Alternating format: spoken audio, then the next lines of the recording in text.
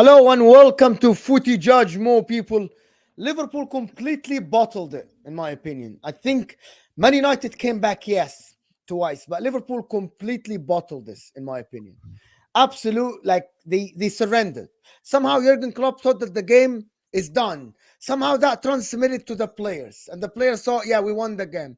They had complete possession, complete control of everything from minute 20 until he made the subs. I don't know if it was injuries, if he was careful, but he thought he won the game, right?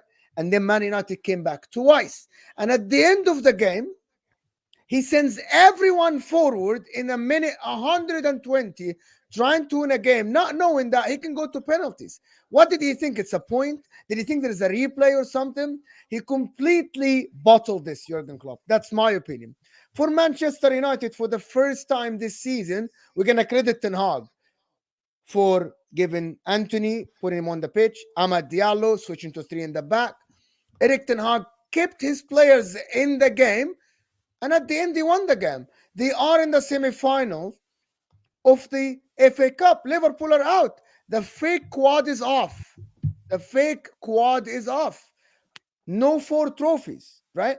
And it was in Liverpool's hand, in my opinion. Man United got Coventry. Liverpool could have played the final probably against Man City or Chelsea. No, Liverpool would have played Chelsea. Yeah, Man City got Coventry. But anyway, Liverpool threw United got Coventry. You got Coventry. Yeah. So City have Chelsea. So Liverpool completely bottled this. Yep. Completely bottled. But listen, people, if you are watching this now, hit that like button. Over 100 people joined right off the bat. If you're watching this on the replay, like the video before you go on, because we're in for a great show. We got Rich, Mark, Michael, Rax, and we're also absolutely joined by Jamie Phillips, actually. Jamie Phillips decided to join. So it completes the misery of Liverpool supporters. I'm actually going to start with Michael. Michael talks football. What do you want, Mo? I want to know, did I see this right? Or I'm just trying to create an agenda? That we bottled it? Yes. Well, when you have 2 leads in the game and you throw it away like that, I think we bottled it. I don't think we even played well today. We were all the first, I would say, 30 minutes. I was like, damn, United are actually playing well here. And they deserve to be in the lead. And then all it took was just one. It's funny with this United squad, because I haven't watched a lot of United this season. It's when they concede a goal, it's like there's no leadership and their head losses. And then they concede a second goal quickly, and then we have the lead. At halftime, I was like, we don't really deserve it, but we'll take it. The whole second half until United scored, we controlled the game, but there was no urgency to get the third goal. We were playing very relaxed football, trying to ease out the game, trying to ease out a victory at Old Trafford, which is never going to happen because it's Old Trafford. Yes, we have beaten them 5-0 in the last couple of seasons and 4-2 during COVID. But when do you know United have to win this game because it's pretty much their season and they need to win a cup? You just knew that they were going to come with the intensity for the last 10 minutes. And I don't know what to tell you, but Gakpo, I've given up on him. I'm done with Gakpo today, man. That was so ass. You were on a 5-on-2 counterattack. 5-on-2. Make the right pass. Diaz is wide open on the left side. Harvey Elliott is making a run down the right side. And you can't even play a simple pass. Gakpo, I'm pretty sure he's not from the Netherlands. I think he's from Aruba now. We got to check the passport. He has lost all football ability. Since the goal he scored against Luton, he's been terrible. Absolutely terrible. And then we bottled it in extra time. I mean, Nunes, you cannot play that pass either.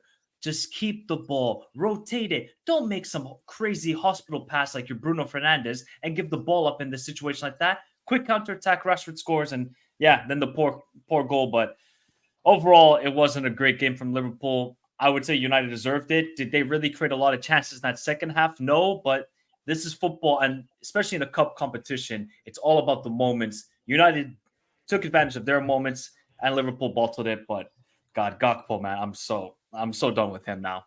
He is terrible. I'm gonna go Griggs. Amad Diallo, redemption. You have been asking for it. You know what? Winning is always nice, but when you're winning because of your guys, the guys that you've been propping up for such a long time, that win just feels a little bit more sweeter. And Amad, first of all, I've been crying for this guy to play for so long. And Physically, it's because I think Anthony's bad, but Anthony was actually amazing today, so no criticism from him. Today, he has earned the rights for me to call him by his name. It's no longer number 21. He gets his name back today. Today, you can officially get called Anthony Santos once again. But Amad Diallo, just that finish was so good. And then he took off his shirt. He didn't even know he had a yellow card. It's okay. He apologized it. Don't worry about it, little bro. Take your shirt off, bro. Enjoy the moment. That's what it's all about. And that was what Man United's all about, because Michael was right. At Old Trafford, all it takes is one decision to go United's way, and then the crowd's just going to amp up, and then the momentum's going to shift. And for me, I think it was like when Mainoo got subbed off, I thought the game was over, but you could tell the way that he amped up the crowd and stuff like that, that the crowd started getting a little bit more into it. And I think we scored about like 3 minutes after that. That's what it's all about. And Alma, just a great goal. I thought the pass from Garnacho was actually kind of poor, but he took it well. It was a good finish, and he even was a catalyst for the Rashford goal as well in extra time. He's the one that won the ball back in the counter, and then he laid off to McTominay. That was a good goal. So I'm really happy for him. This is why I want to see him play more and more minutes, because with Ahmad, I've always had this. It's always been hypotheticals.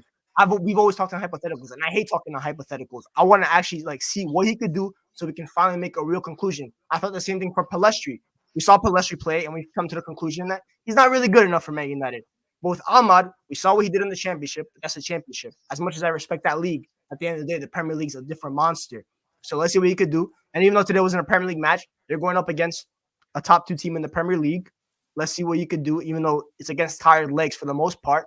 He stepped up to the occasion, and he rise, and that's what I'm happy about. And are we going to talk about Mainoo in a different subject, or can I go on a quick little monologue? No. We'll talk about Mainoo, because Mainoo is a different story, bro. Okay. What Mainoo did today is a different story. Guys, 200 people here. Can we get the likes up a little bit? We aren't even on 100 likes, people. Hit that like button, people. I wanna ask Rax or Jamie, how does this affect Liverpool at all? Does this affect Liverpool? Yeah, of course it affects Liverpool. I mean, in the league, in the you just Europa lost League your is bit easy. of rivals of a last-second goal in a big game. Of course, it will affect our season. Like Liverpool deserved everything they got today. No, there's no Liverpool fan is going to moan about this loss. And no one. It's down to Liverpool. They played too casual. They played like they were 5-1 up. And man management was terrible today. Klopp got it wrong. Players got it wrong. There's no one to blame, but yeah, this can affect Liverpool going forward. When you lose a last-minute goal to your bitter rivals, of course it has effect. But the only good thing is that Liverpool play United quite quickly again in a couple of weeks' time, 3 weeks' time, I think. So they can get that hoodoo off their back quite quickly. But that's an Old Trafford as well. Yeah, they can get the hoodoo off their back quite quickly. But again, Liverpool do this a bit. I don't know if Rack and Michael agree with this, but Liverpool play the occasion against these teams too many times. Instead of playing the team, instead of playing the 11 in front of them, they play the occasion too many times. And it's not the first time Liverpool and Klopp have done this, especially at Old Trafford, when they just play the occasion. Irritates me a little bit. Because that United team was there to be killed. Let's face it, it was a terrible lineup United had. But look, at the end of the day, that was United's cup final, and they went for it, and they deserved their win. I can't complain about it. 4-3. It's a big thing, to be honest with you. Rich, I'm going to come to you. Did Ten Hag win it, or Jurgen Klopp lost it? It's a good one. So before we started the stream, it reminded me a bit of the City game. I thought Manchester United started well in the first half, surprisingly well for me. So looking at when we played Liverpool recently, I know the 5-0 was mentioned when we started the stream, and Manchester United fans were kind of fearing the worst. And I think the fact that we actually created some chances and then when we finally scored, I think Liverpool's always looked dangerous. And I think, it's always like Salah. But we actually always looked like we had a threat, whether we're controlling possession or not. Obviously, Liverpool did look on top for a lot of the match. And I think I was worried when we were 2-1 down at halftime, because we've seen this story before as Manchester United start well. I think we've taken the lead a lot of times recently. And then our heads drop. I started watching the second half thinking, if Liverpool can take a chance, because we started losing our shape, we were all over the place. And Liverpool that was the time, for 10 minutes, if they could have just focused a bit more and gone for the kill, at 3-1, I don't see Manchester United getting back into it. At 2-1, even the commentators, and I was watching it just thinking, there's chance after chance. And I've been on the other side of this, watching Manchester United a few years ago, when we're dominating or controlling games and you don't get that goal, you don't kill off the opposition. And we always had a bit of a threat with pacey players like Garnacho, who's going to run all day, and Rashford. And I think taking off Salah, they obviously thought the game was done. I mean, as a Manchester United fan, I didn't see where the goal was going to come from us. Anthony was a surprising catalyst for us. I think maybe Ten Hag actually got it right. Made a couple of substitutions. We were getting a bit tired, going nowhere in the game. Somehow we weren't losing by more than one. And you could probably say Ten Hag actually got it right this time. A lot of the time this season, I've been watching us play really badly, and the substitutions we made have usually made us worse. This was kind of one of the exceptions to the rule where we made some substitutions. I think Maguire coming on improved our team. I think Mainoo, as great as he's been, he's probably played too many minutes, too many games consecutively. He starts looking a bit tired. And I think you can't really fault the team at the moment. I was actually surprised at Liverpool how leggy they looked. I know they played a lot of games. I know they've had they've played, I think, 4 more games than us this season, this year. And for most of the second half, it didn't look like that. We looked tired. We looked disinterested. But then in the extra time, you could see how narrow Liverpool went. We were exploiting that by going wide. And I think we just wore them out. And I think there was one part of the game. There was one part of the game when Garnacho was pressing by himself. 2 minutes, and then he threw his arm up. 2 minutes later, Bruno Fernandes was pressing by himself. Threw his arm up and gave up. And at that time, I thought, okay, Liverpool are taking the piss now, because they would reach the halfway line and they would reach the wide areas and they would go back all the way back to Van Dijk again. Then they would start to circle the ball. And I'm like, Liverpool, you'll have to do something here. You cannot just pass the ball around. It's 2-1. It felt like Liverpool players. So the game is like 5-1 or 4-1. Some of the players started like just passing small, like Robertson and Diaz. They didn't want to go forward. They just wanted to pass the ball around. And I'm like, what is happening? Why is Jurgen Klopp silent on the sideline? Why is everybody calming down? And I thought this is so strange, to be honest with me. I've not seen this from Liverpool for a while, which is arrogance. They're very arrogant. You're watching these players, they're very arrogant. That's how I was watching the game, to be honest. Like, what did you think? Did you think just Man United just gonna hand you the game at 2-1? They were definitely, as Michael said, they're gonna press at the end of the game. And they did. And they created chances, by the way, and they almost won the game. Yes, it was offside or whatever, but they almost won the game at the end, right? In my opinion, I think Liverpool threw this game away. They had it in their hands. And Jurgen Klopp, to be honest, just completely mismanaged the game. Completely. And some of the players were underwhelming. Salah was underwhelming. Completely underwhelming, Salah, today. Gakpo, of course, you guys spoke about Gakpo. Gakpo's underwhelming. I'm not sure who else was bad to the point that you can say. It was just, to be honest, arrogance. I'm not sure what you think about that, Rax, to be honest. Just the arrogance that Liverpool players had. Is that how you saw it at all? Not really. Arrogance is not the word that springs to mind.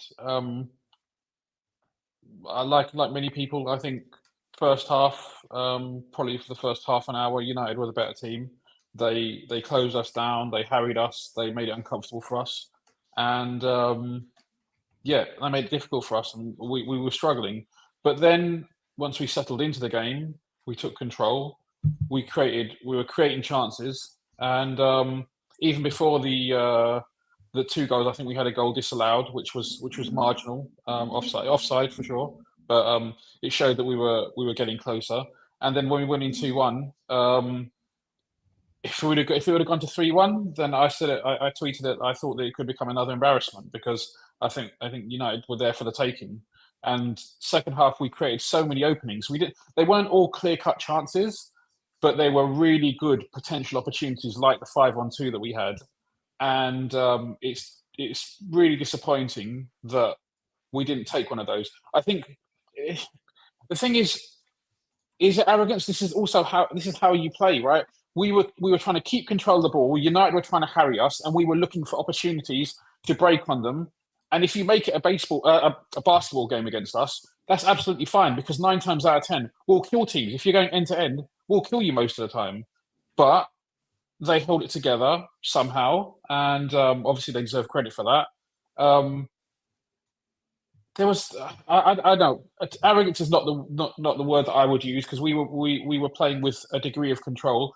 Yes, he brought Salah off, but let's not forget that Salah has been injured for a considerable period of time recently, and the same people that will say, "Oh, why did you take Salah off?" will then start moaning at our medical team and start saying, "Why are players getting injured and other people have better medical, like, you know, it's just stupid nonsense like that.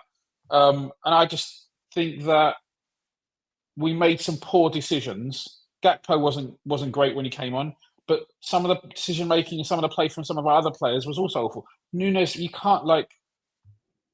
The issue I have with Nunes sometimes, he's just completely brain dead. Why are you trying to make a play a ball into central midfield at that point in the game? Is totally unnecessary. He wasn't being pressured. He could have maybe knocked it back. And yeah, it's just really frustrating, to be honest. Like I said previously, in terms of the competitions we've been in up until now, the FA Cup wasn't high on my priority list, but what was high on my priority list is beating Man United, and we failed in that regard today. And I think everybody needs to eat some humble pie for that. Yeah, Mark, Liverpool coming to Old Trafford in some weeks' time. Do you think Man United can actually kill the Liverpool hopes of winning the Premier League? Yeah, I think it's definitely a possibility. If you look at the game today, although Liverpool had majority of the possession, I would say they were largely lucky, not just with the second goal that they scored because it should have been a foul, but with the refereeing all game. Like McAllister was lucky to even. I think McAllister was lucky to be on the field for the entire 90 minutes. Mark, just give me a second. Second goal wasn't a free kick. He literally wasn't. Well, I mean, I would. Bruno Fernandes literally flopped on the floor. It wasn't. I don't think anybody here. I don't think Rich. Do you guys think that was a free kick at all? I remember a couple of games ago when Rashford went down challenged, and for me, players need to be stronger. You can't expect a free kick because it's not a non-contact sport. I think Bruno is one of those players like Rashford. If you feel a touch, they go straight down, and I think you can't do that in that area. And for me, I would probably say you could be unlucky, Mark. You could say the two goals that were deflected, they were unlucky because the deflections. I think one, the goalkeeper's moving the wrong way, the other one takes it right into the corner. They're unlucky. I think Bruno. It's just frustrating that players just don't need to go down in those situations. We'll talk about the individual players, but Mark, I just wanted to clear this out. This is not just gonna go by when you say it's a free kick because it wasn't. Well, go ahead. I mean, I will agree that it could have been a light free kick, right? Super light, but definitely, right? But if we move on from that, there were other instances in the game that struck you as what is happening here. McAllister had many tackles in the game where he should have been sent off. I think he should have been exactly sent off with the tackle against Maguire. I feel like, they had a lot of issues in the game based on that because, players, we were getting yellow cards for less tackles and less instances, but it was okay. I think Liverpool dominated the majority of the second half, but they allowed United to come back into the game. As you can see, if you look at the stats, United had more shots and equivalent shots on target. And that was the case after the first half ended as well. We had more shots and more shots on target. So I would say that United was actually as good today, but, let Liverpool back into the game more than Liverpool took over dominance of the game. That's what I would say. Really? I'm not sure. To be honest with you, I wanted to speak. There is one incident I wanted to mention. Do you guys think that Bruno Fernandes should have been sent off for that tackle on Szoboszlai? He had a yellow. Has anybody thought about that at all? I think it was more 50-50, to be fair. I think it was a 50-50 challenge. It was much more 50-50 than the McAllister and Doku incident, but I still think that, it was a good decision by the referee. Michael. That's ironic. Liverpool midfield. Michael. Mainoo today ran rondos around him, to be honest. Literally. I've never seen someone that young that do this to Liverpool midfield. No, he was good, Mainoo. I can't deny Mainoo. He looks like a quality youngster, and hopefully he can flourish because United fans have propped up Januzaj and Makeda and all these guys in the past. Hopefully Mainoo can get past it and actually be a quality footballer for them. Because I saw the goal against Wolves, that was quality, and what he was doing in the first half against Liverpool's midfield, who just couldn't really get any control of the game. Mainoo was dominating it. We allowed McSauce to score a goal. McSauce just scores goals. I don't get it. The guy is the most unaesthetically pleasing player I see, but he just gets you GA, so you can't really drop him. And got to give credit to Mainoo, quality player. I haven't seen much of him, so I'm just going based on what Griggs is telling me on Twitter. Griggs is always hyping up this guy, giving me all this prop. Mainoo's the next thing. I said, okay, cool. We're gonna just calm it down. And when he plays against quality opponents, let's see what he did against City. I mean, I can't really criticize him against City because I mean, United's performance was overall terrible. And then today, yeah, quality. Hopefully, he can just take the next step, get some quality players around him, not McTominay, not Bruno Fernandes, get some other midfielders who can really then allow this player to just flourish even more. And Liverpool's midfield, as soon as he came off, then Liverpool's midfield was better. Before that, we didn't have any control. Only like Soboslai, I actually thought played quite decent. McAllister was struggling out there, and so was Endo. But yeah, it was a tough day for the midfield, but I can't really criticize them to what they did last weekend against City. So Yeah. just one of those days they had off. Guys, 400 people here. We aren't even on 200 likes. Hit that like button, people, underneath your live chat. Liverpool fans, you cannot cook me today. You had your time for the last 48 hours. It's my time today. It's my time today. But Greg's, floor is yours. Kobbie Mainoo, you wanted to speak about him. Let me know. Tell the people, bro. I told people about this kid, man. I said it. First of all, this might sound hyperbolic, but I don't really care because it might be revision. It might be the bias of the game that just happened. You cannot name me 10 better midfielders in the Premier League than Kobbie Mainoo. I do not care. 10? You cannot name me 10. That's a lot. You cannot name me 10 better midfielders in the Premier League than Kobbie Mainoo. Cannot I name do not care. five. Can you name Griggs, five? just relax, bro. Just No, I can name five. the I kid can name play. five. I can name five, but I'm not gonna. You can't name me 10, bro. Because all I'm saying is, if Mr. Enzo Fernandez and Moises Caicedo can go for 120 million, then what is this kid worth? Infinite money. Because when I look at the way that he dribbled today, it's effort. It's so effortless. First of all, second of all, I genuinely don't think you could dispossess him when he's on the ball, when he's dribbling. It's. We haven't seen a midfielder that young that looked that good in the Premier League since Fabregas. That's the last time we saw a midfielder that young, that good. Whoa. In terms of that, like Foden, okay, Foden's like, That's well, a Foden you can big say he's a one winger there, at bro. times. You can say like Foden at times because he's younger, right? Because he's like a winger and stuff like that. Okay, maybe you can say that. But in terms of like a central midfielder, as a central midfielder, that young at 18, that looks that good. And when you factor in the type of squad that he's around, which is like Michael mentioned, he has a Scott McTominay next to him, and he has a Bruno Fernandes next to him. So he's basically doing a one-man midfield job, and he's doing all three roles. He's picking up the ball from the center backs.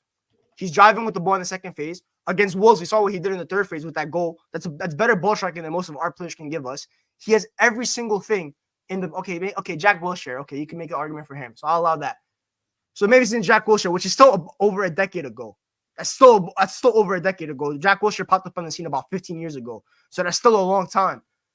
That's how good he is, and for me, he's actually exceeded my expectations because I didn't think he was gonna adjust this seamlessly into the Premier League. When I had to factor in the players that were around him, I thought he would struggle because this midfield is abysmal. When you look at the likes of what's his name, Bruno and McTominay, Casemiro for me isn't really the right partner for Kobbie Mainoo. I think Casemiro gets into his way too much. He has a coach that has been playing him as a box-crashing midfielder for the last 2 months instead of having him have the most. Kobbie Mainoo has averaged the least amount of touches in Man United's midfield for the last month or so because Ten Hag is not having him use the right role. Casemiro went out the lineup because he's injured. What do we see today? He got on the ball more than every other midfielder, and you saw his class shine. And we've finally got the midfielder. We failed Pogba, who for me is a completely different player, but we failed that guy, right? We've gotten a second chance. Most clubs don't get the second chance to have midfielders of that kind of rarity, in my opinion. You have your second chance. Like Michael said, build around him. Go get him the proper midfielder next to him that you can really see. And for me, I think I don't think he's really like defined by position because I don't think he's a 6. If I had to define him, more of an 8, if I had to really define him. But for me, he's the type of midfielder you just say, do what comes to you in the game. Just play off your instinct. If you think you need to play it safe, play it safe. If you think you need to go on that bursting run, go on that bursting run. Don't limit him. Don't put him on a leash. Just have him have full reins. What Bruno Fernandes is allowed to do on the pitch for Man United, have the full freedom to do whatever he wants, blast along about for 95% of the game. Let Mainoo have that responsibility, and I promise you, Manchester United will look better as a team. This is the kind of the kid that you build around, and especially we have not. This is as closest to a generational talent that Carrington will ever have in the near future. We had one in the striker, but obviously off the field issues.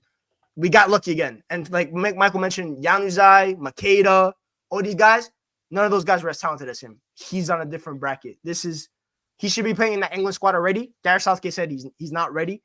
Maybe if you saw today, you think that he's ready. Because if Jordan Henderson's allowed to get on a plane in June, blasting free kicks back to Liverpool for Ajax today, And you telling me Kobbie Mainoo's not ready? He has a Kobbie point. Mainoo's He has a Kobbie Mainoo's point, to already be more honest. talented. So- Kobbie He Mainoo's has more a talented point. than Jordan Henderson will ever be. Mainoo's already more talented than Jordan Henderson will ever be. He Yeah, has a Henderson point. has- If Jordan Henderson is going, why not Kobbie Mainoo though? You have a midfielder. This is the player that you really do. But obviously, I hope he doesn't go because I don't want to have to risk anything. So I'm calm with that. But I'm just saying, if you say that he's not ready, for me, it's crazy. Just say that maybe you don't want to put him in that scenario yet. But he's definitely ready for the big scene, for the big stage. But yeah, today he was the best player on the pitch for me, for both teams, and he could. Before obviously what ended up Really? happening, I said for me for 80 minutes. He was the best player, and he was the only player up until the 80th minute mark for Man United for me that could have walked out that pitch with his head held high and just know that he was that good. The rest of them You were know, abysmal for the most part, but you they want ended you up. want me to tell you something that is gonna crazy? Actually, when he went out, Man United looked better. I'm not knocking him off. He was absolutely brilliant.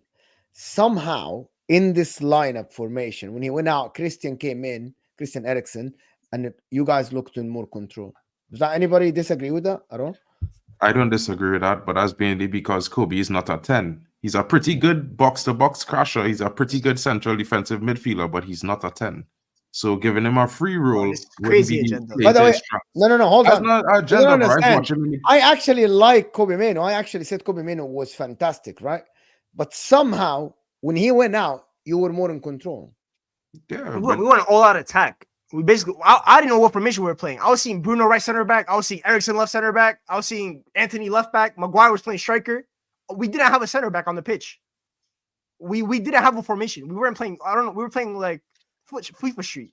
It was true, it was but all I over don't the change place. the fact that Kobbie Mainoo is not a central a number 10. He's not that central attacking midfielder guy. He's never been that.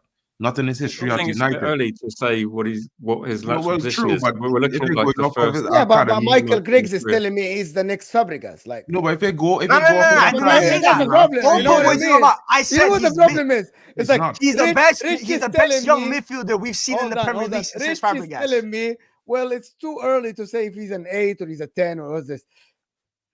But Michael is telling me that he's amazing at the ball, of course, but just I haven't calm heard down, names. bro. You haven't told me names. I don't know. Let me hear names then. What are the other young midfielders in the past 15 years that have been that good at 18 like Kobbie Mainoo? It's nothing. Jude Bellingham at In the Premier League. Dortmund? In the Premier At League. Dortmund? No, not In the Premier League. Exactly. That's why I said the Premier League. I didn't say all world football because in all world football, like Pedri's for me the best we've seen in a minute. I have him on a different standard than Did anyone anybody else. did anybody of the Liverpool guys think you're he's overboard a little bit? He's a decent player. I mean, I who mean, cares he's a where he decent is player, at but 18? he's- But who cares where he is at 18? I care where he is at 23. Then we'll know how good a player he's going to be. Where he is at 18 is irrelevant. All right. So you think he's the next big thing as well, Rax? I don't know. I would say it's not irrelevant because I think you look at Manchester United's midfield, you've got Eriksen, Casemiro, extremely experienced, extremely good players. You drop Mainoo in there. Mainoo looks just as composed, just as confident, and Yes. he's playing. Development isn't linear. Manchester Development team. isn't linear. Development isn't linear. He may stay at this level for the rest of his career. And in which case, No, I promise you, he's Which- not. I don't think he was you here to don't, none of us know. None of us know. People were talking about this, about players from all kinds. Jack Wilshere, for example. Classic example. Yeah, People will say, injuries, okay, injuries, yeah, okay, injuries permitted, okay. obviously. People will say injuries. Maybe not. Mentality might come into it. Is he going to be a big fish in a small pond at Man United? What's going to happen? We just don't know. I don't think you should be putting too much pressure on the kid. Leave him. Let him stay at Man United. Don't talk about this whole England stuff because that might smash it up for him. Just let him play his game and develop and praise him, and let's not go overboard because he has got talent. He looked great today, but we don't know where he's going to be in 2 or 3 years. What do you mean? What is he going to be? You think he's going to leave Man United? No. In terms of what level? Quality-wise. I think he'll definitely increase. We'll be competing for Premier League Team of the Year get. nominations in 3 years. That's what we'll be at in 3 years. For what? I hope for your sake. you'll get Yeah, high Team of the team Year of the 11. I hope for your sake. starting you're 11 in the correct. Premier I League hope Team for of your the Year sake in it's 3 years. correct, but That's what we'll be in 3 years. we don't know. Trust. You I mean, he's already really starting my player right God, now. you say this is the win, and you think Man United are back. That's what I'm No, hearing. no. United are still bad. Don't get it twisted. United are still bad. Today, they're doing terrible tactically. This kid is the one saving grace for Man United. He is, for me, the saving So he grace. should leave Man United then. No, he's not going anywhere. Why 300 not? mil. 300 mil. You want to get him out of here. 300 mil. Yeah. What is this? People are allowed to charge 150 mil for Enzo. I'm allowed to charge 300 mil.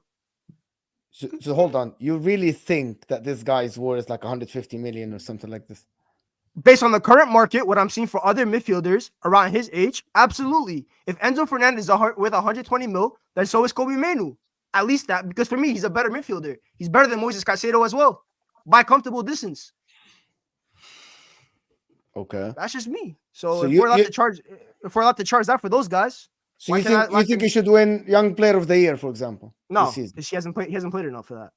All right, but there's 10 games left in the league. He can play 10 No, games and he'll play more than half the league. No, because that award is not for just like rookie. It's not like NBA. It's not Rookie of the Year because there's people that are 21 like Bukayo Saka that have been better than him this year that can win that award. So that award isn't really works the way that it should, in my opinion. Like Young Player of the Year, Saka has been in it for like 4 years in a row now.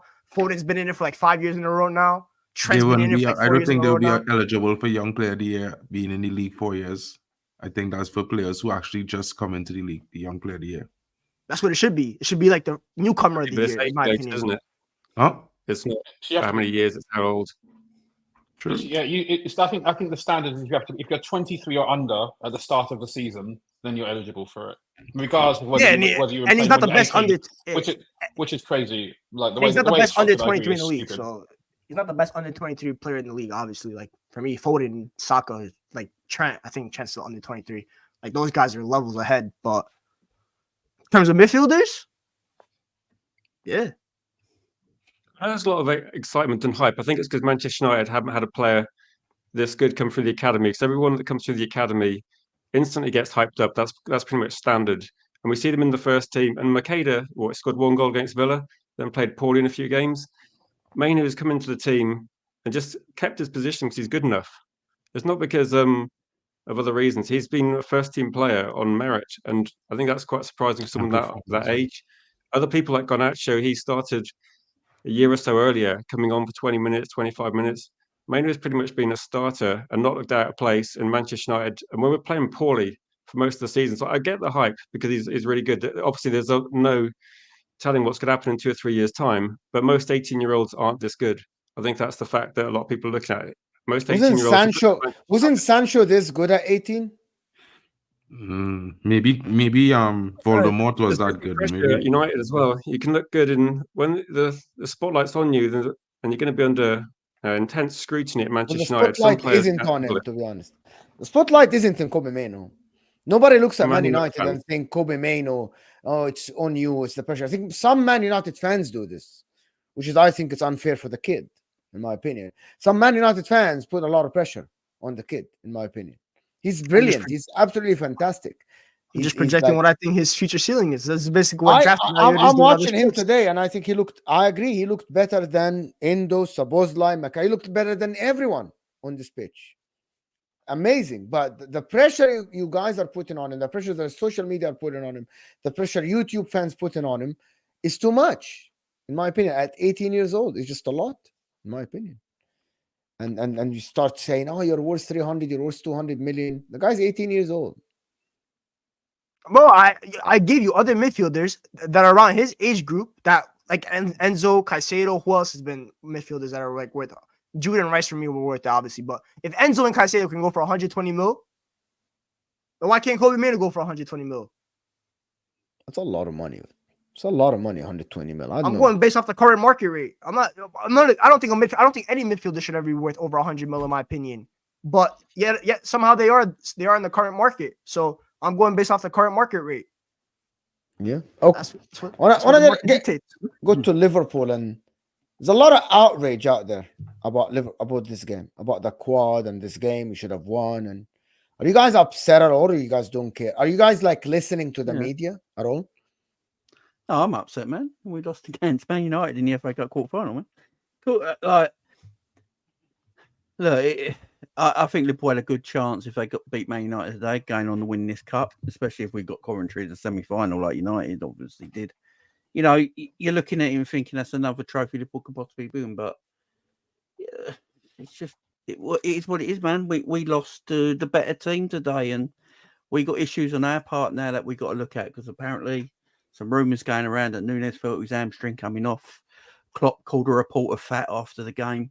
It's all kicking off. It's all going mad, and I don't like.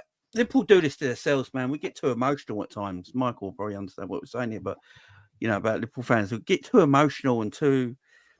We were bad today. There was problems. Klopp's game management was bad. Shouldn't have played a strong team on Thursday when this game was more important. You know, then moan that the players are tired. It makes no sense. Game management's terrible. But yeah, we lost to a better team, and it's simple as that. You know, United go through, and you know. Simple as that. Any Liverpool fan can't complain about losing today. They really can't, because we got what we deserved at the end of the day. And you have to complain. I don't get this notion. You have to complain because the game was in your hands. I don't think we ever had control of the game since the first minute to the 120th minute, to be perfectly honest.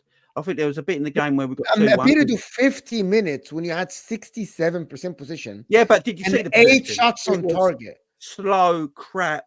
Nothing happening possession. It weren't real possession. It was in front of United most of the time.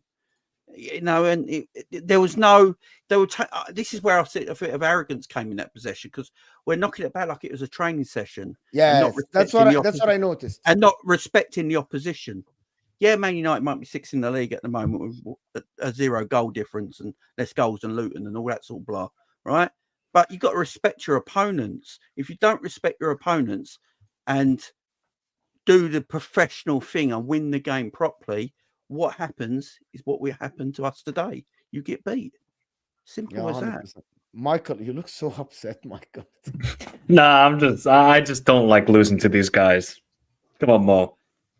Well, so do you want to lose to your biggest rivals, Mo? Do you want to lose to Juventus? So there you go. Would you have a smile on your face if you lost to Juventus? No, you wouldn't. You'd be upset like me. I don't care. Are you worried only about this game, Michael, or you're talking about more over the season, the next game against Man United and all of this? I don't really care about like that whole quad talk again. I hate when people do this. Somebody literally said this on my stream yesterday or like 2 days ago. Michael, do we have a chance of winning the quad? My first reaction was just shut up, please. There's no need to talk about it. Worry about the next game. Liverpool's season is about worrying about the next game and the next game. My only issue is why did we not have intensity for this game? And I think Jamie makes a good point. Why are we playing such a strong squad on Thursday against Sparta Praha when you have a 5-1 lead in the tie? You don't need to play Dance, play Kumas, play McConnell, play Kark. It don't matter. If Sparta gets the 1-0 lead, it's okay. But he decided to go for a strong team, and I felt like some players were a little bit fatigued today. You could tell with Salah and Soboslai, but obviously they're coming back from injury, so it's a bit difficult to gauge their fitness overall. And yeah, I don't want to lose to United ever. You know, Mo, as soon as the game is over, I hear from my Man United friends. I haven't heard from them all season. First minute after the game, Michael, what's up? Where are you? Come outside. I'm like, what's going on here? So this is the part of the rivalry of Man United Liverpool. We beat them when we were in our banter era. We somehow Dirk Kuyt scored a hat trick on them when we were in our banter era in 10-11. So these things, it's never a given between these two teams. Yes, maybe Liverpool are much better with the momentum and everything. But at Old Trafford, or if United travel to Anfield during the banter era, it's never going to be an easy game. And today, are you worried about the game against them at all in the coming weeks? See, Mo, remember when we talked about like schedule for Liverpool? Oh, you guys have to go to United. Oh, they're trash. We tried to tell you people, okay, yeah, United might be terrible. They want to end our league title race. They want to do it.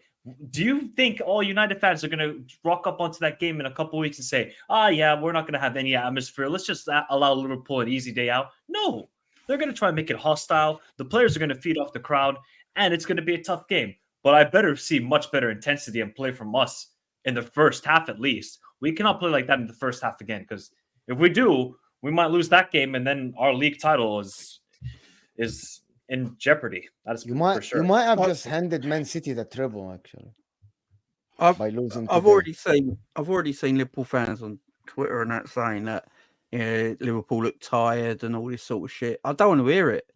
I don't want to hear this tired stuff when you play that strong side on Thursday. I don't want to hear it. I don't want to hear the manager saying the team's tired. I don't want to hear him saying we had to take certain players off because they felt things in their muscles and that. Don't want to hear it because they shouldn't have been playing Thursday. I don't want to hear this tiredness crap constantly from Liverpool fans. It gets on my nerves. It really does. You can rotate. You can play. He could have played the whole youth team against Sparta Prague and gave some people minutes, like 30 minutes here and there. And if you get a draw at home against them, so be it. Don't matter. This is the game that's more important. And United took advantage of that. Eric Ten Hag must have been laughing when he saw that team on Thursday that Liverpool put out. I said, what are they doing? And then you see the team on today on paper, and you're like, he's played almost the same team that played Thursday. So with no time to rest. Surprised actually when I saw it. I was surprised your front line so strong on like midweek. Why? It didn't make any sense. It makes no sense, man. It didn't. Andrew here is saying, who said Liverpool was favorite at Old Trafford? I think we did our best. In the end, it was 50-50. Game we played Thursday and United had a whole week off. Andrew, these are excuses. Your manager could have rested everyone. You could have had a week off as well. You won away. You finished. Was this 12-1 at the end or 12-2? Something like this? 11-2. 11-2. And you're telling me we're tired. They had a whole week off. You could have played the whole bench. I'm sorry. Months, big expenses. I had to go for a while. Months. There was a lot of people that lost their heads. You just go watch some Liverpool watch-alongs. People lost their heads because Liverpool was so dominant. They should have won that game. And I know you guys think, yeah, Man United had a good period in the beginning and at the end. There is a part in the middle of the game. This game could have been 4-1 easily. Right? Late Vibes is saying Salah was awful today. GA Merchant. Was he bad? Was he that bad? I can't remember. He was pretty bad. It wasn't terrible. No, he was pretty bad. He Nah, didn't he have any sneaked away joy with the against. goal. He He sneaked didn't away with have the any goal. joy against Wan-Bissaka. He didn't have any He got away joy. with the goal. He got away with the goal. No, I've got some things here. So apparently, Jurgen Klopp. This is what pisses me off. Right, this is what pisses me off. Jurgen Klopp has just said that Luis Diaz felt his groin, Darwin Núñez felt his hamstring, and Cody Gakpo twisted his ankle. But they all played Thursday, and then he wonders why they've got injuries. Well, Jamie, the Gakpo one was a bit of a freak injury because it happened in this game. Now the Diaz and Núñez freak injury 24/7. Yeah. Well, that too. And I mean, Diaz didn't even play on Thursday either. He was rested the whole game. Yeah, but that man's been used and abused for weeks now. I think look, it's the international break coming up. Maybe he's put it out there because he doesn't want them to go, so they can do a Fergie and basically keep him at home. And if that's the way that I don't mind what he comes out and says because we don't know. I haven't seen the scans. I don't know what's going on. I'm not medically trained, so just let him say what he needs to say. Hopefully, they'll go on international duty. They can have a bit of rest at home. Hopefully, those injuries aren't actual injuries. We'll see. To be honest, this might be the start of the end of the Liverpool season. The Europa League is easy. And it could be the start, Mo. It could be the start. Who knows? Really? You think this is it? You think this is the start? Well, no, but I mean, you're just guessing, right? And I am 100%. But I'm telling you, I'm going to tell you why. I'm going to tell you why. Okay, you do that, and I'll tell you why it is. Yeah, I'll tell you why. Because since he announced he's leaving, things have gone well. Only Arsenal game is the game that went south. All the other games went all right. You weren't expected to lose today. In the Arsenal game, you weren't on top. You were handed a goal to come back. So after the game, everybody thought, yeah, the better team won. Today, a lot of people will say, Liverpool, you had it in your hand twice. And Jurgen Klopp made mistakes. That's the difference. Journalists, people are going to start asking questions, right? People are always going to ask questions. No, they weren't asking in the last weeks. People will always, as soon as there's a dodgy result for any of us, questions, Rax. As soon as someone drops a point, there's a little trip, something happens, people ask questions. I will counter with you saying we have played really, really well up until now, apart from the Arsenal game. So based on the other 15 games since January, we've been great. So this is an anomaly, and we're going to revert to the previous form. we can all guess. We can all make up these ideas. We will only know once stuff happens. Yeah, of course we'll guess, but we'll try to analyze what's in front of us to actually try to predict the future. But I know, but That's I'm analysing what it is. But I'm analysing 15 games worth of data. You're analysing 1 game's worth of data. Because I said when he announced he's leaving at the first hurdle, I think the pressure is gonna be on him. A lot of people are gonna say, "Oh, you threw this away. You managed this wrong." I'm assuming, right? I don't want that to happen because I want a title race until the end of the season. I don't want any team to fall off. You know what I mean? I want to see what happens at the end of the season. You know what I mean? Listen, to be honest with you, Liverpool quad. My problem with this is that you're literally handed Man City the treble, most likely. Sorry, like at least the cup. They might win the Champions League, and now it's up to you and Arsenal to make them lose the league. To be honest, but this is one competition. I thought the only team, to be honest, that can stop Man City is Liverpool. Seriously, is Liverpool. Do we think this Man United team can stop City at all? I mean, to be fair, Mo, Chelsea haven't lost to City this season. Been 2 draws. We'll see. So it can be a game. It can be a game, but are we expecting the Man City to lose again? Maybe. You're right, though. You're right. I mean, it's just facts. Possibly Manchester United having their best players back in. I think FA Cup semifinals, like right after the UCL round of 16 ties, the quarterfinal ties. So they're going to be knackered from Real Madrid. So you never know what could happen. Plus, we gained Martinez. There could be some mental fatigue. There could be some physical fatigue. They going into a big game, a Champions League quarterfinal with Real Madrid is obviously going to occupy their mind. City don't have the biggest of squads, even though I think their first 20 players have a higher quality than ours and Arsenal's. In terms of numbers, if you look at some of the players who come off the bench for them, they do tend to be younger kids, and younger kids can be great. They've been our young kids have been great since they've come on, but you never know. There's a unknown quantity, shall we say?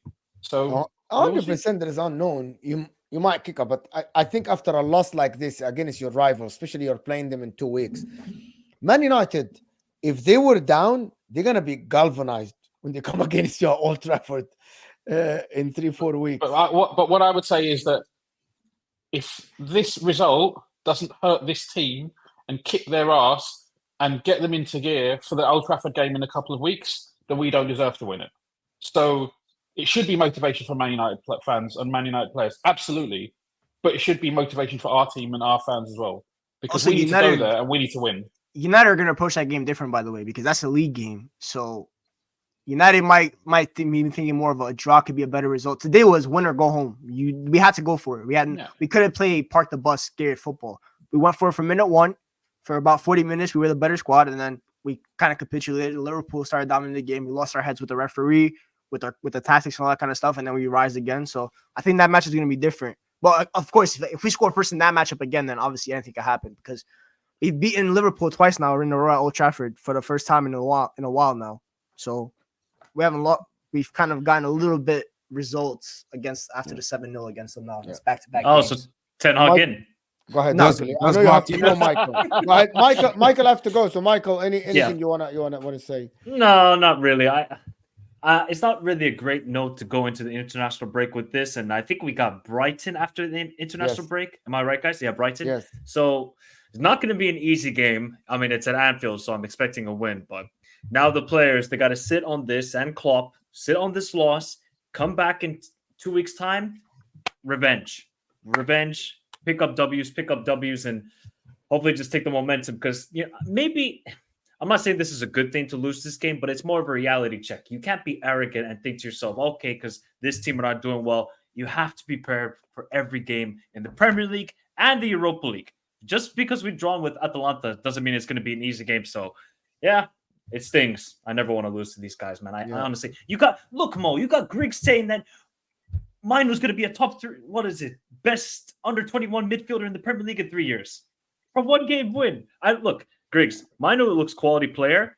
I would have said that if we lost today, by the way. I would have said that if we lost today. I know. So that's why I just say calma. Let the guy Let the guy be good, man, because you can't overhype him. This is the problem, I think, sometimes with fans. And obviously, you're going to hype up your guys, and especially for Man United this season. I mean, you have to watch Anthony and Bruno Fernandes play football. I feel bad for you. My eyes would go...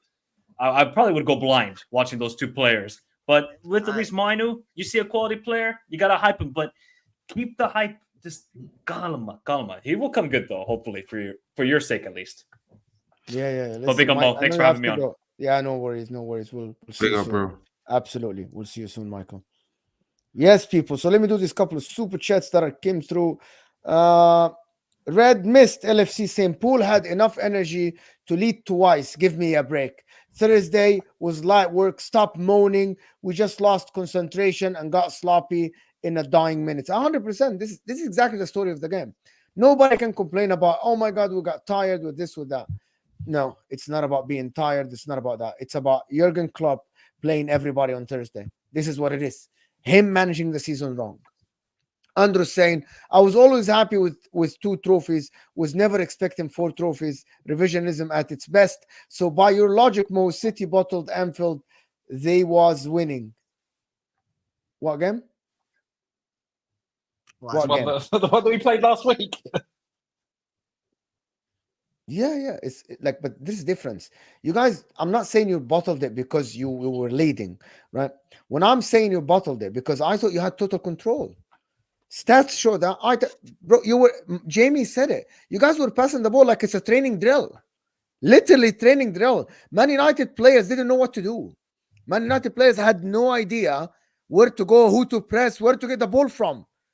That's what I'm talking about. 50 minutes over 90 minutes, you had total control. And he made the subs because of fatigue or whatever. So it's up to him. That's what I'm saying. It's not about bottle. You weren't like 4-1 up or 4-0 or 3-0 up. It's about you in control completely and just losing the game twice. And also, to be honest, one of the things at the end, how did we have in minute 120 a set piece was at the corner for Liverpool, right? And you have one player at the back. Who manages like this? It's 120 minutes. Why are you pushing everyone up? Why didn't you leave 2-3 players in the back? You don't have a very big squad. You could have pushed the big players in the 18 and left somebody in the back. Conor Bradley was defending by himself in that last play. Yeah. Why did he do that? That's mismanagement. And by the way, if Ten Hag would have made this, we would have made fun of him. That's the reality. We would have sat here and made fun of Ten Hag all night. That's what we would have done. He completely mismanaged the game. For some reason, he got I don't know, rattled or something when Man United came back to the game twice. So he started making wrong decisions. I don't know what happened to Jurgen Klopp. He normally manages games better. Amina Hamada, thank you, Amina. How come you can say Salah is awful when they are leading when he's still in the game after the sub? That's the only time Man United took over the lead. That's what I'm understanding. One of the things people don't understand about Mohamed Salah, thank you, Amina, for the super chat. Him being on the pitch pushes people back. Man United had to worry about him. It's the same as Haaland. It's the same as, for example, when you have a player that is that good, the opposition, they take care of the spaces. He's always in their head. They don't want to leave spaces for him. Taking him off, putting Cody Gakpo from the first minute, it looked like Cody Gakpo's not on it. So that was a problem. So Man United had the courage to go for. Man United went 3 in the back against Liverpool, guys. Just deep this. Man United played with 4 forwards at the end. Erik Ten Hag had the courage to do that because Mohamed Salah was not there. We played 35 minutes with Eriksen and Bruno as our center backs. Yeah. But Mo, wouldn't you also say it's fair that Wan-Bissaka had Salah mostly pocketed for most of the game? Because I feel like the only real instance of the game where he had was the first 5 minutes up until he scored the goal in the second half, when he scored that equalizer, or was the second goal I think he scored. There's that few minutes there, he had like a lot of good pressure, but after that, he was pretty quiet throughout the game. Maybe Wan-Bissaka is a good defender. Nobody can say that Wan-Bissaka isn't a good defender, right? He is, but I thought it was Mohamed Salah. I think for some reason Mohamed Salah wasn't on it as much.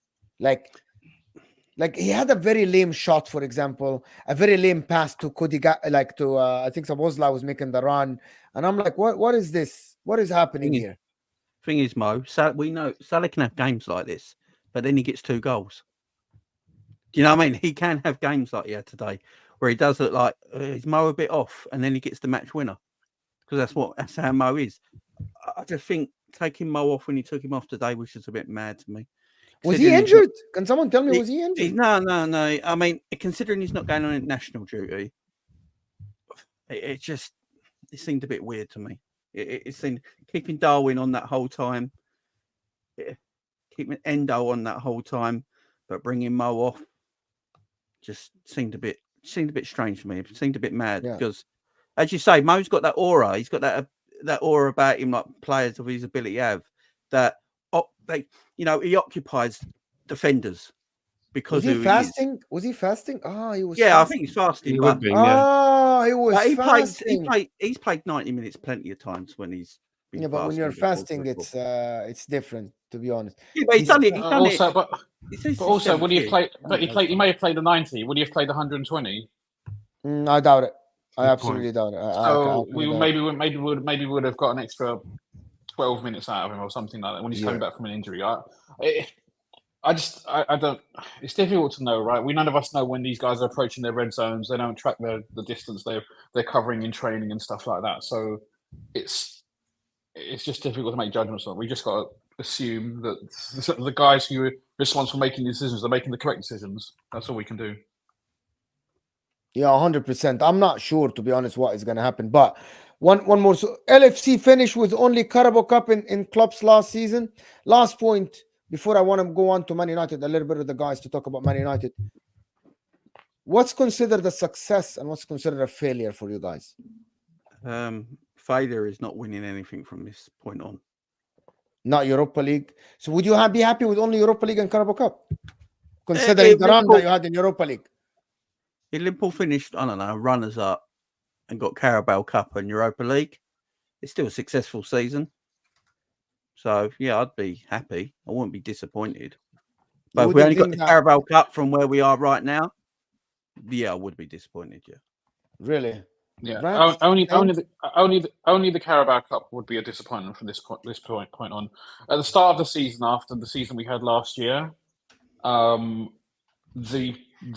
cup that I had my eye on was the Europa League, and we've won it 3 times in the past. Whereas other people may disrespect it, it's one of those things that if we're in it, I always want to win that because we have a illustrious history in that particular competition.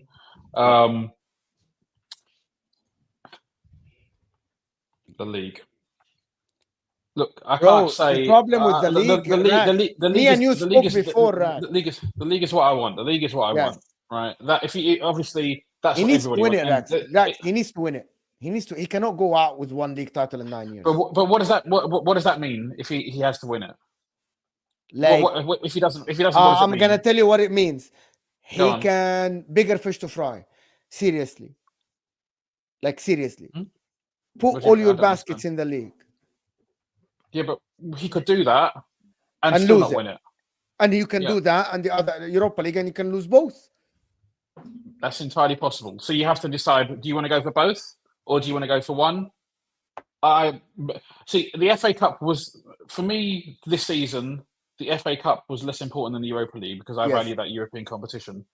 I think we go all out to try and win both of them. All right. And if he doesn't do it, people will laugh at us. Opposition fans will laugh at us, and they will say Klopp underachieved and didn't do what he needed to do, and all this kind of stuff. But frankly, I don't give a fuck because we did what we could. We were there until the end, and if it's not good enough, it's not good enough. Yeah, but that's the point that he announced he's leaving. That's the point. It's all about him. Can I just add a point? Can I add a point? Go on. If he wasn't leaving, I would not have been sitting here asking this question. Do you agree? Okay.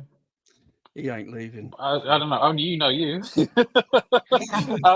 What I'm saying is that whether he wins the league or not this season doesn't affect how we feel about Jurgen Klopp, and that's the most important. Yes. That's the most important thing for you, not for the media. But I don't care about the media. Do you care about the media? I do, yeah, of course. That's my job now. What do you think? Media Mo. I thought you were Judge Mo. Now you're Media Mo. No, but what I mean is like the media, like we're gonna have the debates. My point is we're gonna have the debates about his legacy. The legacy thing isn't from your legacy as a coach for your club is different than your legacy from everybody else's eyes. You know what I mean? From everybody else's view. You know what I mean? Like Arsenal fans might think Arsene Wenger is the best thing that happened since whatever, sliced bread, as people say. Other people tell him, man, Arsene Wenger underachieved. He only won 3 league titles. He hasn't won a European trophy with you. So he hasn't. So that's the talk that is going to happen. The debates are going to, after he leaves, if he doesn't win it, especially if Arsenal, the debate, even if we are, Arteta matched your league titles. I'm telling you, I'm going to run it daily, probably.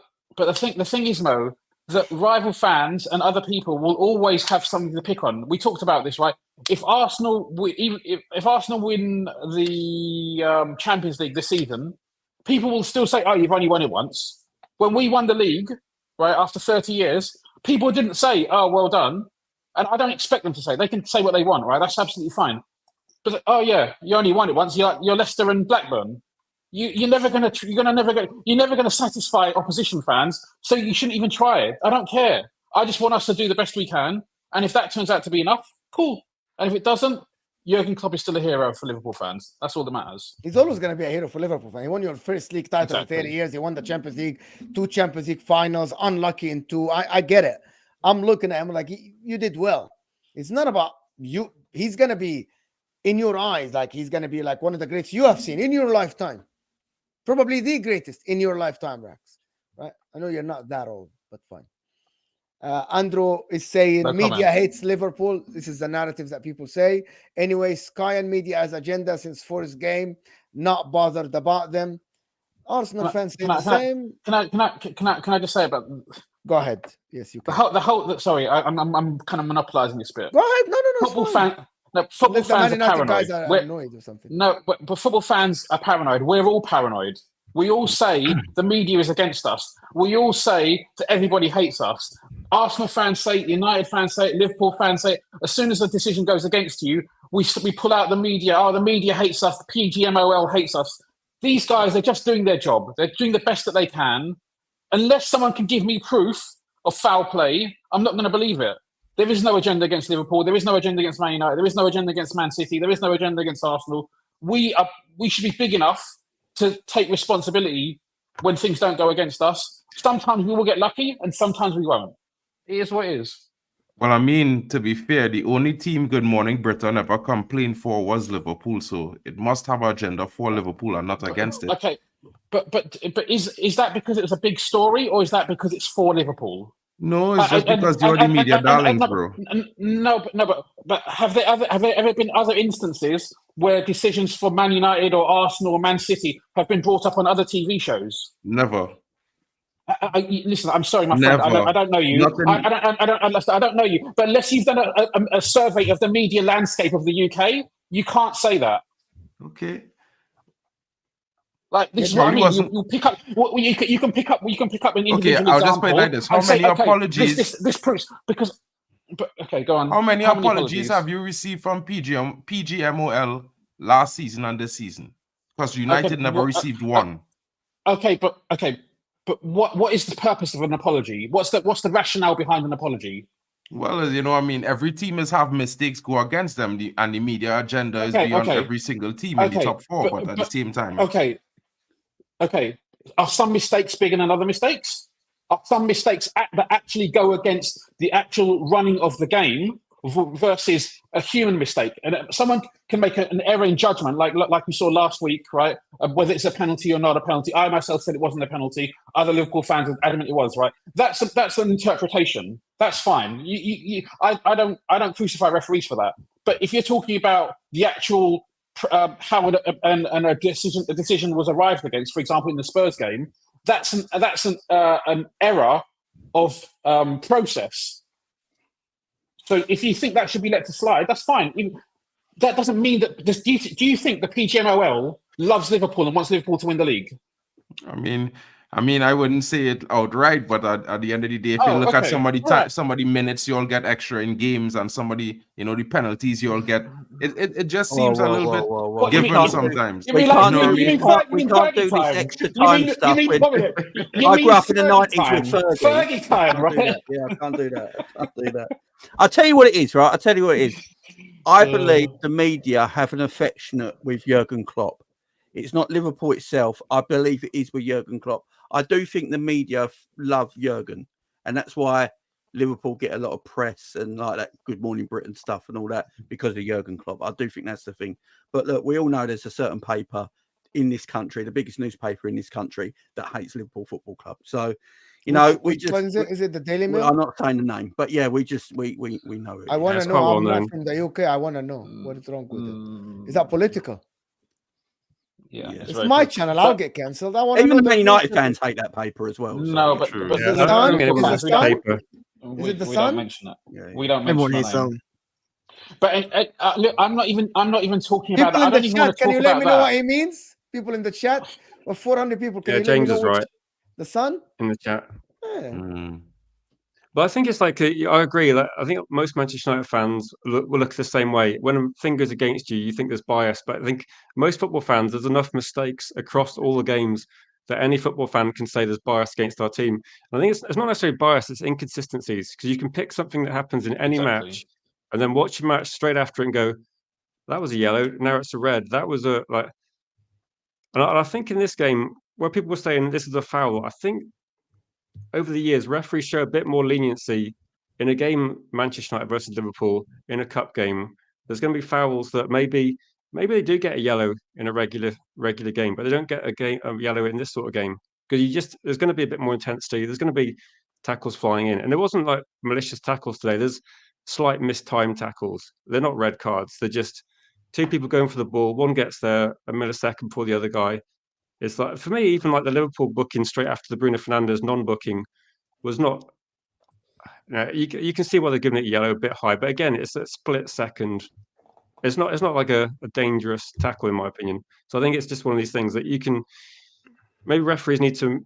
I think he did an okay job in keep. I was thinking towards the end of 90 minutes that with the game's gone fairly smoothly. We have been talking about decisions. We haven't been waiting for VAR. It was kind of refereed quite well, actually, which, considering the the intensity of the game and the decisions and the how it could have gone, I thought they did quite a good job. Which I don't normally say that for officials, but I think it was done quite well today. Normally, Yeah, don't if we say want that to talk for about officials. incompetence, then fair enough. I'm open to having a discussion about referees being incompetent, but I still think they try and do the best that they can. And when people come out and say stuff like there's corruption at the PGMOL or the FA, or the Premier League don't want Liverpool to win the league, or so and so a referee's gone to Abu Dhabi. What's his name? Michael Oliver went to Abu Dhabi to referee. This is what some Liverpool fans were saying after last week. Yeah, I saw a lot of these stories. Yeah, and like you're actually calling into question the integrity of someone who's a professional in the game, who's arguably our best referee. Like, people don't understand the implications of what they're saying when they say stuff like that. Like, you're literally accusing them of being dishonest, and without any proof, that doesn't make any sense. Like, people will make stupid decisions. People will make decisions based on their interpretation, and they may not be consistent. But if you want, when you start saying that the people that there's fraud going on, or nefarious circumstances, it's just not right, man. It's not right. I think it's when you speak to referees. I spoke to a few on my channel to just get opinions, and sometimes it's interpretation, but sometimes the rules are just generally not clear cut enough to actually make the decision. Sometimes the way they're worded and phrased, I know it's frustrating, but you look at it and think, okay, I can see why. The handball thing over the last few years seems to have been modified and changed. So now I think at least most people have a good idea what it. But there was a season where we got crazy ones for no good reason. But I kind of agree. They're trying to do the best, but it's not helped by the rules, the players, and other sort of circumstances. Yeah. So, okay, the last point I want to speak about is Man United season. You guys mentioned something that it doesn't matter. You guys mentioned something that it won't matter what Ten Hag does, this season, even if he turns it around, you guys don't think he should stay in the job? I'm not sure what is your opinion about this. Well, We'll start with Mark. Mark. Well, I actually think he should stay in the job. I think most of the stuff this season is not really based on the decisions he's made. I think a lot of it has to do with the fact that we've been injury-ridden with the most injuries of any team this season. You know, we had to play the 38 back for pairing today. You know, that's the most of any Premier League team in the years. So I feel like, you know, what he has done in some games when he has the full squad available, like if you could see in the month of October as well as the month of January, we won most of those games. We were like what team, the team in form in both months. So I feel like if he was to get some players in and some bad players out, like some players who could give more energy in the midfield, maybe some competent defenders that could replace Martinez if he was to be injured that also has a left foot, you know, I think we could be able to be playing much better football. I think, you know, managers will make mistakes. He's still early in his tenure managing United. You know, it's a big job. The pressure is heavy, more than most clubs. I don't feel like even Liverpool have the same kind of pressure as Man United when it comes to the media. Because since the beginning of the season, it was Eric Ten Hag out. And, you know, there are lots of managers that performing worse with stronger squads, in my opinion. So you think Ten Hag should stay? You know, Yeah, you're I the do. first one I speak to, probably, to say Ten Hag. And I know Jamie has to go. Big up, Jamie. Thank you, guys. The channel is Big in up, the Jamie. description. Big up, Jamie. Pleasure meeting you, bro. Okay, I don't know the guys, have a good response one. to this. Griggs. I mean, I'm gonna be real. For me, I use the league as like the measuring stick in terms of how a manager is performing and stuff like that. The FA Cup, all right. Ten Hag can win the FA Cup, right? Let's say he somehow wins it, right? Beats City in the final miraculously. But we finished 6th or 7th in the Premier League. It was okay. It was an okay season because you won the trophy, right? Like it's a trophy at the end of the year. But we regressed massively in the league. That's 4 spots that we failed. We decreased, and even today we won the game, right? But that second half, even in the first half, the amount of gaps I saw in the midfield, like for me, I still don't think he's a good coach in terms of the Premier League and what he wants to do with this squad. Yeah, it was nice to play on the front foot, but if you're gonna play on the front foot, you need a rest defense. There is no rest defense within Man United. We don't know. He doesn't know how to coach that. You have a high line of attackers, but your center back pairing is all the way defending on the edge of the box. The fullback's still not back in the press. For me, there's just too many coaching issues with Ten Hag. And today, for me, was more about the players really stepping up and having like the cojones to rise to the occasion and recognize what the moment was and not crumble under it and come back, and even in the comeback and stuff like that. So with me, Ten Hag, today didn't change my opinion. Even like I said, winning the FA Cup wouldn't change my opinion. Finishing in top 5, getting that Champions League spot somehow wouldn't change my opinion. For me, when I look long term, I don't think he's the right coach for Man United. I think there's just too many structural issues within his setup that even if he does, like Mark said, okay, he gets better players. I still don't think there's enough in him. I just don't think, because last year you weren't more results based. You played the more pragmatic style of football, so it was able to get the job done. This year you wanted to take that next step, right? Like I think Ole said it in his interview. That third season, he was ready to take the next step. So he wanted to play more on the front foot, play the more Man United way. Ten Hag is trying to do that now. And when I look at it, okay, maybe he doesn't have the players, but I don't think he also has the coaching skill and the philosophy to actually play the dominant football that United need to eventually play to compete with the likes of Arsenal, Liverpool, and Man City. So I think that's for me why with Ten Hag, I just don't think he's the right guy. And for him, I hope for his sake that he ends it on a positive note with a trophy. Same way Van Gaal did it. Van Gaal won the FA Cup in his final in the second season, and then he got the boot.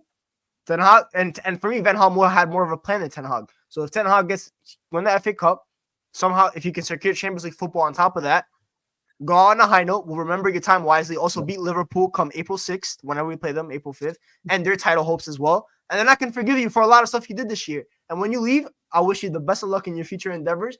Go to another club and shine over there. That's my goal for the rest of the season. Make sure I you have a question though, real quick. So you rather finish like 7th and 8th or 5th and 8th or 8th and 9th like Liverpool and Arsenal, who have managers in the club for more than 4 seasons, right? That they had the time to develop the system, get players into the system. Because most importantly, both clubs were able to move on all the dead wood considered players in the squad and change it over by the time the 3rd and 4th season. So I feel like it's made. If I thought Liverpool's first full season with Klopp, we finished fourth.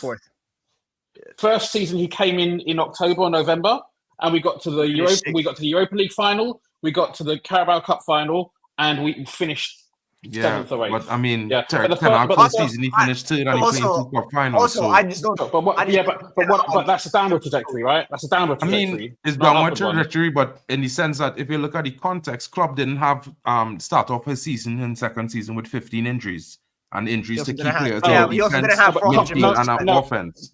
He didn't. Klopp didn't have But 400 mil to spend. No, but Klopp also came in. He had to move. You talk about Deadwood. He came in mid-season. He had to take. He bought some players, like he bought Mane for what's his name. We bought a few players in that summer, but we did enough to get fourth, and we had a lot of Deadwood. And then in the following summer, he brought in Van Dijk came in the January. He brought in Salah. So yeah, there is a process that you need to go through of Deadwood. You need to remove and. But the question is, do you trust Ten Hag to do that based on how much Yeah, I you just spend? don't. on how I just Yeah, don't think. I- And just don't I think wanted- Ten I wanted Hag- to- Well, something.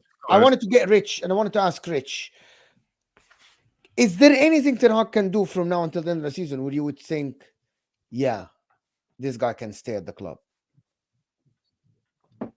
And don't tell me win the league. Something that is Silence. achievable. Yeah, like don't tell We'll get me fifth. if you don't think anything he can do, it's fine. Like I'm realistically, just he can get I'm you just Champions thinking League that- football and win the cup and fix up in terms of style of play. These I are think a achievable lot of it things. is like Mike made a good point. When we had players come back, we actually looked quite good I say quite good relatively to what we'd seen the previous most of the season when when Martinez came back. But given the players available, I don't know if I haven't ever seen it for the whole 90 minutes. I've watched us get dominated by Fulham at home. I've watched Liverpool controlled so much of the game. I think it's the only thing they didn't do was actually create very good clear-cut chances. They just this game could have been 4-1, and we could be talking about a very different finish. I don't see what Ten Hag can do differently. I think given how he's been here for almost 2 years, I don't think this is like seeing how he gets on for a few games. So I think that the people behind the scenes will have already decided what's going to happen. As a fan, for me, I haven't watched much good football this season at all. I think this game was. It wasn't that we played amazing football throughout the match. We played good football in the first half. I was very happy with the link-up play. Certain players' performance very good. But then for a good 40 minutes, I watched us play terrible. Like you said, people are all over the place. No one's in any sort of formation. There's no we're complete shambles. And Liverpool and a sensible team could have just taken us apart. So for me, I want Ten Hag to work out, but I think the owners will probably let the rest of the season go. I don't think there's much point in losing a manager at this stage of the season. I don't think it benefits the club and or the players. But the only thing I can say positive for Ten Hag is maybe he hasn't had the players available, which is frustrating as a fan. So we haven't really got to see what he can do with full squad.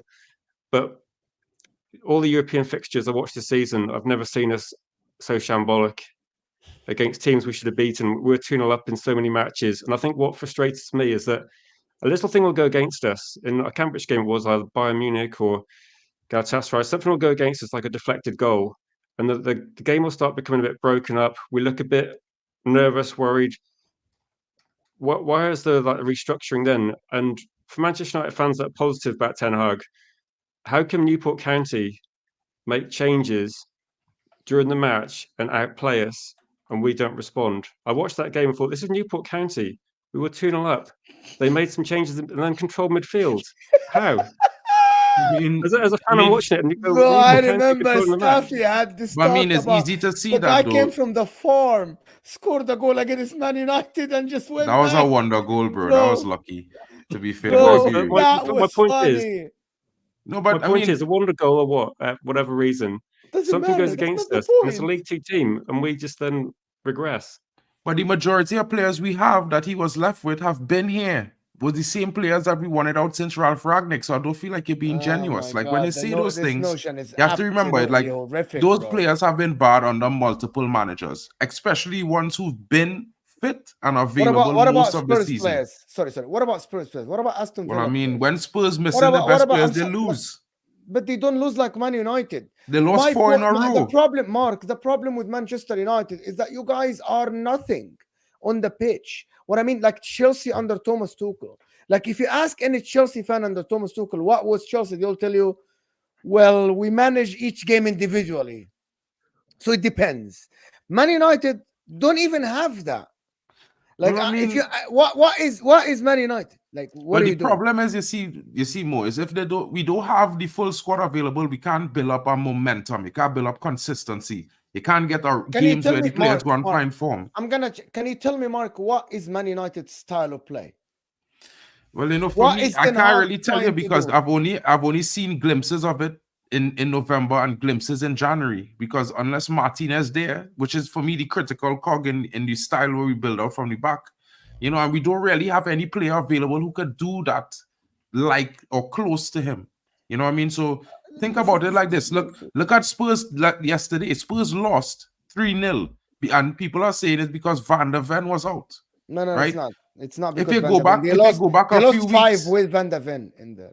exactly. But if They you go lost back 3 a with few them. weeks, they lost 4 games in a row when they didn't have Van der Ven, they didn't have the So you guy think from it's a player's Son. problem? Like, the guy is good, it's just the players aren't good. That's what I you think. think so because most of those players, especially like Wow. Rashford for me is one of the players we should have sold since 2022. He might have had 30 goals last season, but the guy he's not that good. You know, 27 games this season, he has not shown up. Most of the goals he got from me, I mean, like I would say, is terrible performances for 70 minutes. The reason Ten Hag is in a job right now because Rashford saved his Bro, ass last year. no, brother. Trust me on that. Bro, he could have saved it last year, but he has not saved any manager seasons before. So let's not revise on one good season out of 9. Nah, That he makes helped no save sense Ole to me. too. Nah, he helped save Ole too, and he broke his back for When? Ole Gunnar Solskjaer. No, bro, he was in out. 1920. In 1920. Remember that week when United played City and Spurs? That's not in that when same Oli week? gets sacked. Oli gets sacked in 20, No, but 2021, we were bro. 10th in we were 10th in the league at that point. That's And fine. Rashford- That's fine. But at the end of the day, Bro. listen, bro, he's not that good. We could get a better winger than him that will help us win games better. He does not have the footballing intelligence to read the game as much as other wingers. You know, like you said, Bruno Fernandes is not a good player, but you know, I'd argue that Bruno Fernandes is the best midfielder that we have.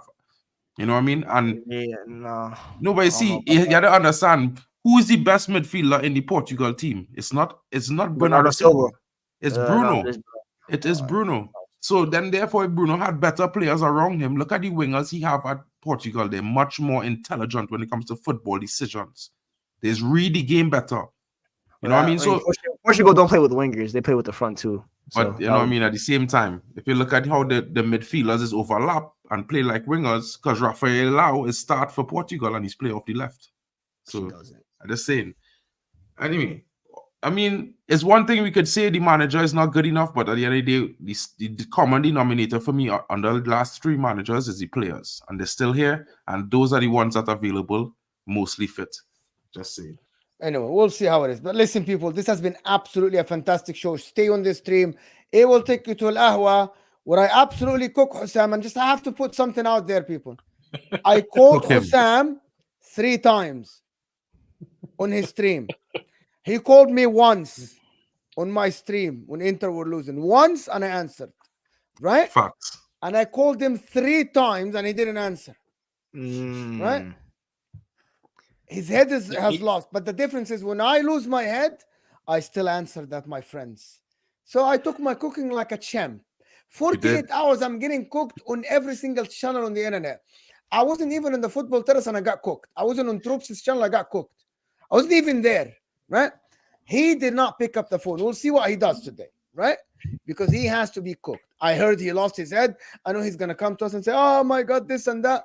There's no, he has to get cooked. Nah, you know he's gonna say that I expected it because he's been trying to play the underdog gimmick the whole week. No, not this, bro. I took my cooking like a king. I sat there. Well. Hamza roasted me, right? And I didn't say anything. I said a couple of stuff. I've been there like a king. He didn't want to take it. We'll see how it goes. But anyway, appreciate you people. Let's get to 300 likes before we go on. How many likes are we on? You guys are frauds. We aren't even on 300 likes. We're only 40 likes away from 300. Hit that like button. Also, check out my latest video that is out there about the game today. It's my thoughts. I'm not doing content today. And tomorrow, we have Tom Little. And I know you guys all want to hear from Tom Little after a loss, and Nobbins. Peace out, people. And we'll see you all soon. We're out.